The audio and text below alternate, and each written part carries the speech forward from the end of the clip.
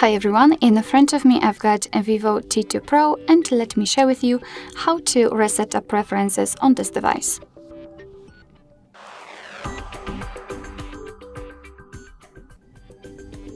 So let's start with opening the settings, and here we have to find the section which is dedicated to the apps.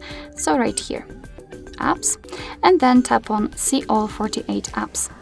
Now 3 dots icon in the right upper corner and tap on Reset App Preferences. And as you can see, your device will inform you what it will actually reset. So as you can see, among others, disabled app notifications and any permission restrictions. What's more, no worries, you won't lose any app data, so simply tap on Reset Apps. And basically this is it. This is how to reset app preferences in this VIVO device.